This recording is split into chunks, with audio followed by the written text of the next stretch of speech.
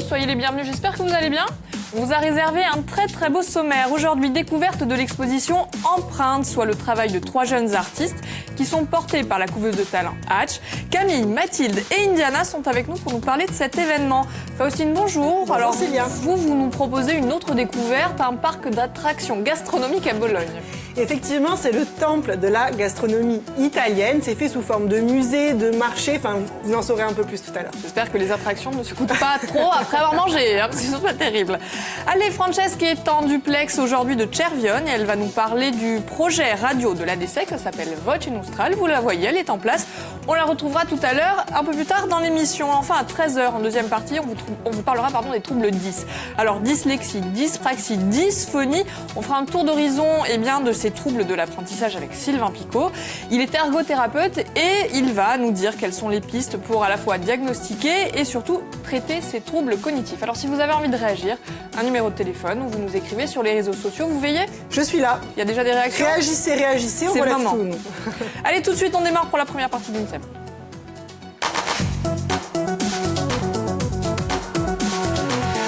Mesdames, je suis obligée de dire comme ça. Bienvenue. On a un très beau plateau aujourd'hui. Alors, on va commencer les présentations avec vous, Mathilde. Mathilde Veil-Grisard, vous êtes artiste plasticienne. Pardon. Oui. Vous êtes venue avec Camille Pozzo-di-Borgo, vous êtes également artiste plasticienne. Alors, une autre artiste, mais à sa façon, c'est Indiana Thomas. Vous êtes à la tête d'une couveuse de jeunes talents.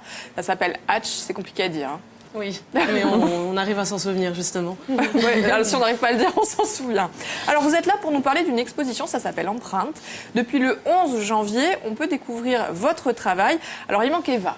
Eva manque à la peine, mais donc 3 jeunes femmes, 3 jeunes artistes exposés au centre culturel Una Volta. Ça s'appelle donc Empreinte et si j'ai bien compris, ça met en valeur l'empreinte du temps.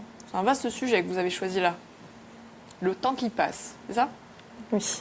Comment vous avez abordé le temps qui passe ? Moi déjà je fais de la photographie, donc la question du temps est permanente. On marque un instant, on prend l'empreinte d'un moment. Et donc c'est vraiment ce qu'on a voulu témoigner là dans cette exposition. Donc moi par la photographie et Camille par la gravure. Alors vous c'est la gravure. Oui. Alors en fait moi le sujet de l'empreinte, je travaille surtout par l'intermédiaire de la gravure, qui est une technique d'impression. Donc en fait c'est l'empreinte d'un dessin sur du papier. Donc dans tous les sens du terme l'empreinte, c'est ça ? Exactement, oui. L'empreinte du temps, les empreintes que vous allez laisser également. Est-ce que vous pouvez nous parler un peu de vos... Alors là, on vous voit, de vos œuvres respectives.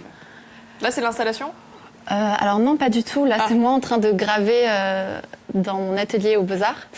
Et donc en fait, je travaille sur l'anatomie animale et humaine par l'intermédiaire, donc, comme je vous disais, de la gravure en taille douce, qui consiste donc à graver taille douce, en taille douce. En fait, c'est de la gravure sur plexi.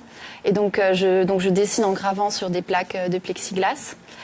Et donc je travaille sur la superposition anatomique, en travaillant donc sur plusieurs plans, et sur la superposition de mouvements de l'animal, pour créer un flou et un trouble dans la lecture. Donc on vous voit en pleine création, si je puis dire. Alors vous, c'est un peu plus compliqué, Mathilde, de voir de vous voir travailler. En revanche, je pense qu'on a quelques œuvres. Est-ce que voilà, il y en a beaucoup d'ailleurs. Ça, c'est votre approche du temps, de l'empreinte. Voilà, donc ça c'est une grande installation qui est au rez-de-chaussée, qui fait 6 mètres par 3, où en fait j'ai mêlé différents matériaux. J'ai des photographies que j'ai réalisées dans des lieux vides. C'est un sujet autour de l'absence et de la disparition. Il y a aussi des archives familiales, donc pareil, qu'est-ce qu'on laisse, quelle empreinte on peut laisser. Et il y a aussi des documents, ça peut être des testaments ou des lettres, toute une correspondance. Donc j'ai mêlé tout ça pour parler de l'empreinte, mais aussi de mon empreinte familiale. Donc ça, ce sont les archives de votre famille. Voilà. Parce que c'est un peu compliqué, hein. Vous êtes toute jeune, donc parler du poids du temps, je cite, devient une force ou laisse des cicatrices.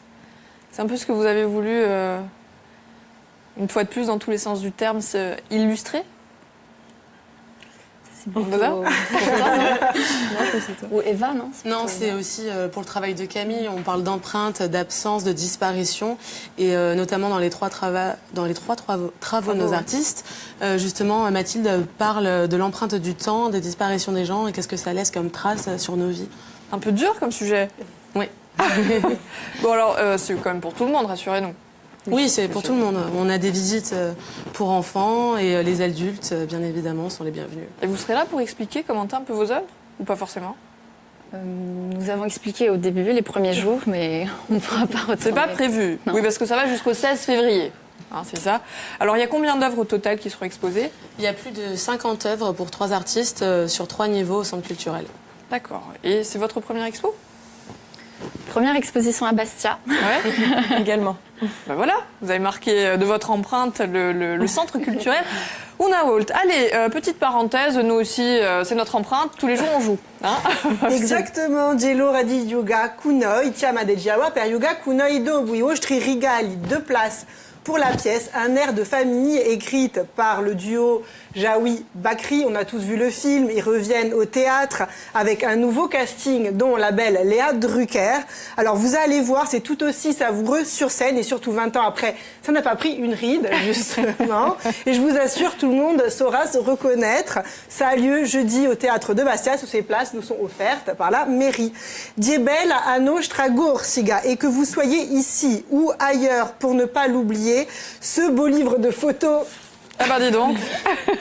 Voilà, offert par les éditions Clémentine et réalisé par François Balestrière. Il est très beau. Il est très beau, c'est un très beau livre. Et enfin, c'est une clé USB. Voilà, pardon. Je n'étais pas sûre.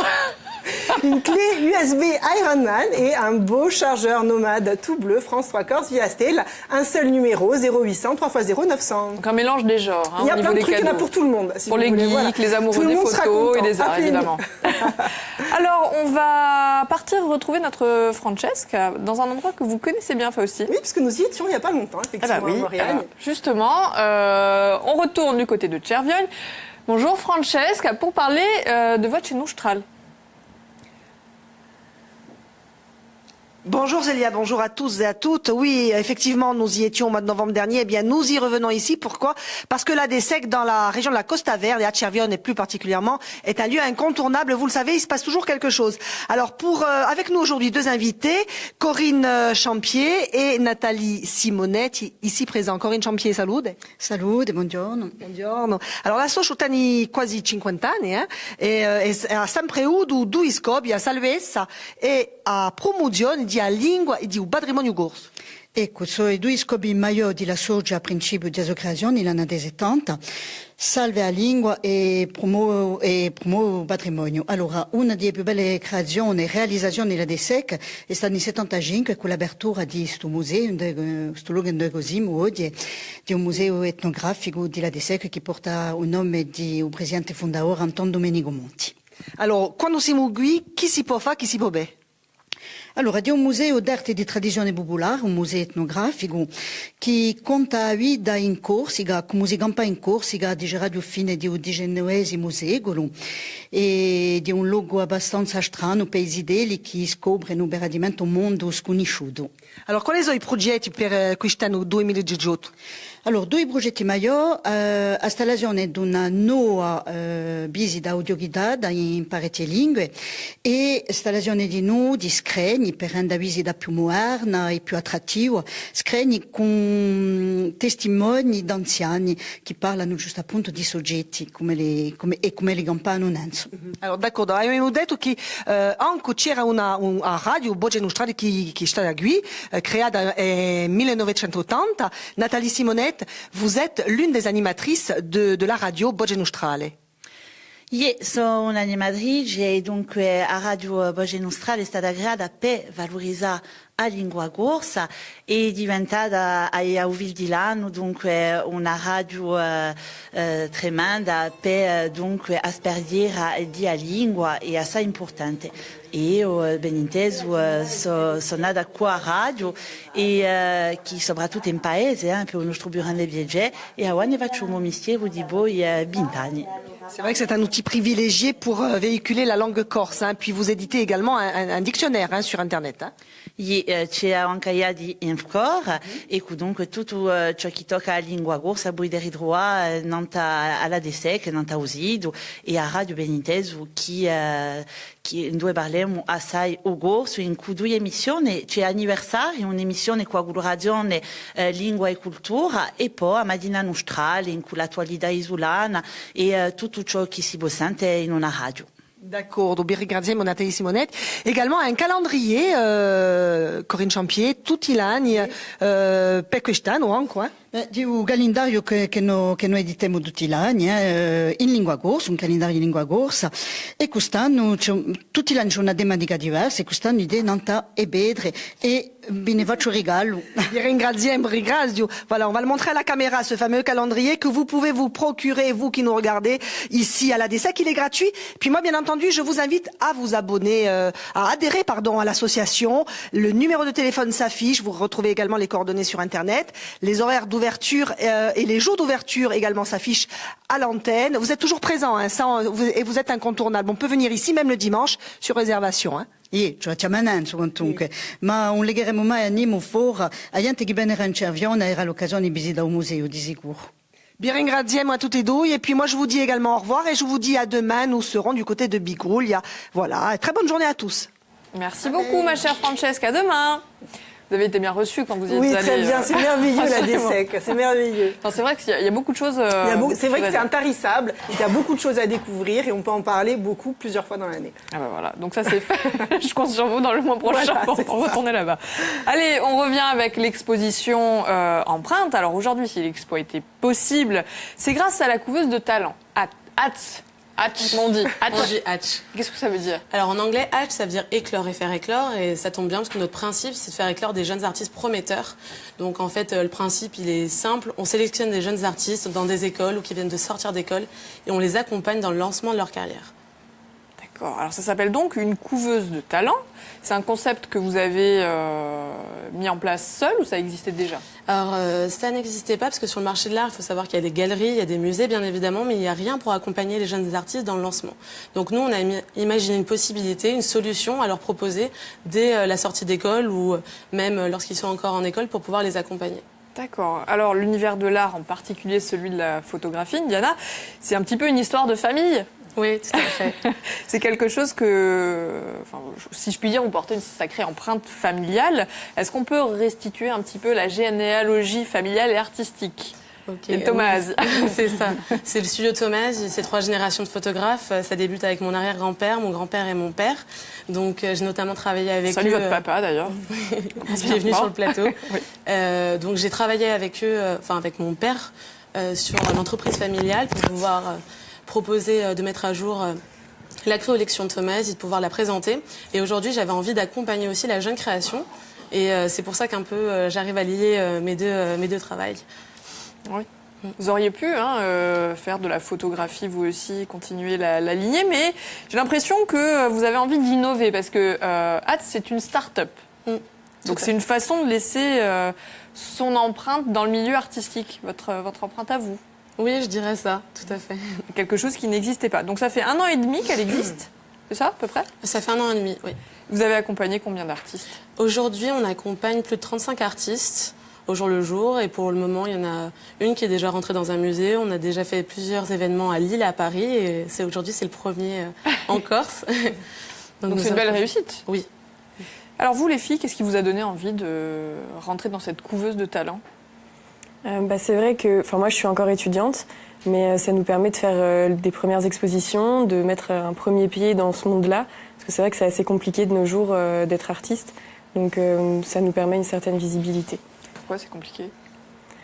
C'est un monde c'est un monde qui est assez fermé, même si on fait des grandes écoles, on est quand même, on doit vraiment se faire une place, faire un nom, et Hatch nous permet ça. Nous permet d'avoir une première visibilité et de nous montrer petit à petit comment ça se passe aussi après l'école. D'accord. Et vous, Camille, qu'est-ce qui vous a motivé? Oui. Alors en fait, ça permet également un échange entre différents artistes et la rencontre avec d'autres étudiants ou jeunes artistes émergents qui pratiquent une technique différente de la nôtre. Donc c'est assez intéressant. Ça permet d'enrichir votre travail. travail. Oui. Parce que quand on passe plusieurs années d'études au même endroit, forcément, on connaît le même cercle. Donc c'est intéressant Donc ça permet de faire en sorte que les cercles se croisent. Exactement. D'élargir un petit peu. Oui. Vous êtes rentrée dans cette couveuse quand? Parce qu'elle elle est toute jeune, elle aussi, elle a qu'un an et demi. Oui, depuis Camille est le avec nous départ. depuis le début. Oui. Et Mathilde nous a rejoint en janvier 2017. Déjà, ça fait un an. Qu'est-ce que vous pourriez dire aux autres jeunes artistes qui auraient envie de éventuellement intégrer cette couveuse? À part qu'Indiana est extrêmement sympathique. Envoyez vos books et puis... Alors, tout le monde peut l'intégrer ou vous faites une sélection? On fait quand même une sélection. On est 6 associés. On a une directrice artistique, Emma, qui va dans les ateliers et qui repère les jeunes artistes. Bien évidemment, on peut déposer sa candidature et après, on reviendra vers vous très rapidement. Ce serait quoi les critères de sélection? On essaye quand même d'avoir des artistes c'est pas qu'ils se ressemblent, mais lorsqu'on organise des expositions, il faut que leurs travaux puissent se répondre et d'avoir chacun un univers particulier et une démarche assez forte. D'accord. Alors, on va marquer une petite parenthèse. On va s'éloigner du milieu de l'art, quoique. Et on va partir du côté de Bologne. Effectivement. Alors, si vous aimez manger, si vous aimez les parcs d'attractions, j'ai l'endroit qu'il vous faut. Je vais vous présenter le Disneyland des gourmands. C'est un parc d'attractions dédié à la gastronomie italienne. Ça s'appelle Fico, c'est à Bologne, donc en Italie. L'ouverture a eu lieu le 15 novembre et ça déchaîne les esprits. À qui crie au génie, à qui crie au scandale. C'est un projet effectivement un peu fou, imaginé par Oscar Farinetti. C'est l'entrepreneur qui est à l'origine de Italie, le temple du Made in Italy bio, qu'on retrouve partout à travers le monde et qui fait un carton absolu. Mais là, il joue à domicile. Voilà. Il joue à domicile et il voit grand, même très grand. Fico, c'est 10 hectares dédiés à la gastronomie italienne sous forme d'attractions, de marchés et de musées interactifs. 100 000 mètres carrés de nourriture. Vous imaginez, c'est bien le paradis. Il faut avoir bien faim avant de se lancer. On y célèbre le savoir-faire fermier, on y célèbre le savoir-faire culinaire et on met en avant la biodiversité du pays. On trouve pas moins de 40 restaurants, de l'étoilé au fast-food. C'est vraiment un espace didactique qui explique tout le parcours de la ferme à l'assiette avec des animaux, un potager et même des plantes. 9000 mètres carrés de supermarché, ce qui en fait le plus grand supermarché du monde. Supermarché, la connotation est négative. Eux se définissent plutôt comme un agri-food park. Ça fait mieux, non ? Ah oui, ça fait mieux. C'est un parc d'attractions ou un supermarché? Agri-food park, on met un peu on peut aller faire ses courses donc. Ah, complètement, on peut faire ses courses. Il y a des activités qui sont proposées donc autour de ça. On peut devenir apiculteur, chercheur de truffes, on peut faire son huile d'olive, on peut même faire son vin. Donc l'idée, c'est vraiment de comprendre ce qu'on a dans l'assiette. Et justement, il y a même un service de poste au sein du parc qui permet d'envoyer ces petites emplettes. Parce qu'évidemment, tout ça n'est pas fait pour vos beaux yeux. Vous imaginez bien qu'il faut acheter à l'intérieur de ce parc. Alors, cela dit, c'est très beau. C'est magnifique. Pour se déplacer, il y a des vélos avec réfrigérateur. Ah oui, comme ça on élimine. Mais oui, on peut faire ce petit le vélo réfrigérateur. Ah bah dis donc. Le but de Fico, c'est évidemment l'éducation alimentaire. Il y a donc une partie fondation avec une partie recherche scientifique et accueil des écoles. L'entrée du parc est gratuite. Seuls les cours de cuisine sont payants. Évidemment, vos courses aussi sont payantes. ça me paraît normal. Et tout ça est évidemment fait dans une ambiance éco-responsable et zéro gaspillage. Mais voilà, ce monde merveilleux a une fin. Parce que, en effet, c'est une réussite qui est faite sur fond de critiques et d'abus, notamment par le mouvement Slow Food qui vit très mal la réussite de Fico, parce que c'est quand même 120 millions d'euros justement d'investissement. Il est vrai que Fico s'est détenu à 60% par la famille Farinetti, mais c'est aussi financé par un consortium d'investisseurs privés qui ont la part belle au sein du parc. Donc il est très critiqué aussi parce qu'on dit qu'il emploie un peu abusivement les étudiants et le système en alternance. Mais moi, je vais me faire, pour finir, l'avocat du diable. Aussi, on rappelle, la slow food, ce que c'est, le principe. Pardon, excusez-moi. Oui, la slow food, c'est l'idée de consommer ce qui est autour de chez nous et les produits de saison. Donc c'est l'idée de kilomètre zéro, de prendre le temps de manger, voilà, de réfléchir à ce qu'on mange. Mais quelque part, voilà, je me fais l'avocat du diable parce que Oscar Farinetti, avec Fico, c'est un peu ce qu'il fait en utilisant finalement le système du commerce et de la grande distribution, pardon. Donc c'est bien aussi, voilà. Il n'y a pas de manège. Donc. C'est pas vraiment des manèges, c'est des attractions interactives. Voilà, vous êtes déçus, Célia. Bah oui, j'imaginais un grand, un grand manège, histoire de bien digérer après. Non, pas du tout, on est très loin. C'est un système interactif de musées, d'ateliers, voilà, autour de la gastronomie italienne. Vous connaissiez cet endroit ? Je connais celui à New York. J'y suis déjà allée, il y a un Italie à New York et j'ai l'impression que c'est pas le même design, mais c'est assez sympa. C'est la même maison, oui. Évidemment, on se repère le design. Avant toute chose. Non, les filles, vous connaissiez pas? Je ne sais pas du tout, non. Peut-être un prochain sujet Alors, d'inspiration. alors justement, il y a une partie artistique avec notamment une école de photo autour de la photo culinaire. Voilà. Donc, si ça vous intéresse. Ah, ça, c'est plutôt pour Mathilde. Ça vous dit d'y aller? Oui. Donc, vous n'avez pas l'air convaincu, hein? Bon, d'accord. Alors, revenons-en à Empreinte, à cette fameuse exposition. Ça a donc commencé le 11 janvier dernier. Oui. Ça va durer jusqu'au 16 février. Et si c'est possible, c'est grâce à un partenariat alors avec le Centre culturel Unault. Comment vous avez fait pour mettre en place l'expo? Alors c'est vrai que nous on fait partie de la Corsican Tech et Jean qui est son directeur nous a présenté le centre parce qu'il trouvait qu'on avait une même démarche commune avec la jeune création et donc le partenariat est né comme ça. On a choisi d'un accord un accord les artistes ensemble. Et là on sent l'empreinte de la start-up. Comment? On sent l'empreinte de la start-up. Oui, pour ceux qui ne sauraient pas ce qu'est la Corsican Tech. Oui, rapidement. C'est le club des startups Corse et ça nous aide chaque jour à faire rayonner l'écosystème en Corse. C'est Jean Létu. Comment? Jean, c'est Jean. Jean Létu. Voilà. Parce que, oui, c'est un milieu d'artistes où tout le monde se connaît, mais pas forcément. C'est ça. Donc c'est comme ça que ça s'est passé. Et ensuite, il a fallu sélectionner, parce qu'elles sont que 3. Vous avez dit il y en a 35 en tout? Il y en a 35. Il faut dire que le Centre culturel a eu un coup de cœur pour ces 3 artistes. Et donc après, on a déterminé ensemble un thème pour pouvoir faire une exposition qui soit riche de sens. D'accord. Bah, on va voir Eva aussi en train de travailler, puisqu'on disait qu'il en manquait une à l'appel. Qui est-ce qui a sélectionné? C'est Johanna? C'est le Centre culturel Johanna Macari, le Centre culturel. C'est vous aussi? Vous les avez mis en compétition? On les a pas mis en compétition, non. Elles ont choisi les artistes et après on a sélectionné ensemble le thème. Ah d'accord. Je me demandais si c'était un thème imposé. Vous avez choisi en plus ensemble. Qu'est-ce qui vous a motivé dans ce thème? Alors c'est plus la direction artistique qui a sélectionné le thème et en fait c'est au vu des travaux des artistes qu'il fallait trouver des points communs pour pouvoir les lier tout au long de l'exposition et c'est l'empreinte qui est apparue comme le thème le plus pertinent. D'accord, le plus évident. Allez Camille, Mathilde, moi j'aimerais bien qu'on revienne sur vos parcours respectifs. Avant d'intégrer la couveuse de talent, qu'est-ce que vous avez fait? Ou qu'est-ce que vous êtes toujours en train de faire? Moi j'ai fait un bachelor de photo à Paris dans un premier temps et ensuite j'ai intégré l'école d'Arles où je suis en train de passer mon diplôme. Donc j'ai déjà fait le mémoire mais il reste mon diplôme plastique. Donc c'est ma dernière année de master mais voilà. Ça a toujours été une évidence s'orienter vers là? Oui, ça fait un bon moment que j'avais déjà fait art plastique pour pouvoir faire de la photo. Donc oui, je dirais depuis que j'ai 10 ans, je sais à peu près ce que je veux faire. Depuis avant-hier donc. Vous Camille? Oui, moi je suis arrivée à Paris, je suis entrée à l'Atelier de Sèvres, qui est une école préparatoire aux écoles d'art. Et par la suite, je suis arrivée aux Beaux-Arts de Paris.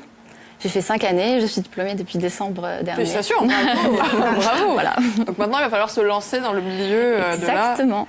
Et Hatch va vous y aider. C'est là que Hatch rentre. Alors, deux jeunes filles insulaires? Pas forcément? C'est Eva qui... Eva est polonaise, Mathilde est parisienne et Camille est ajaxienne. Voilà. Ah voilà, il y en a une sauvée. Mais qu'est-ce qui vous a motivé alors d'intégrer cette couveuse corse?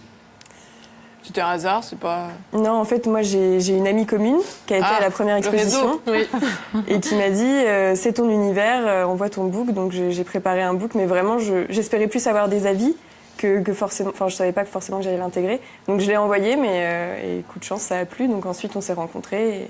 Donc c'est vous qui l'avez casté. Ça s'est passé dans ce sens. Voilà.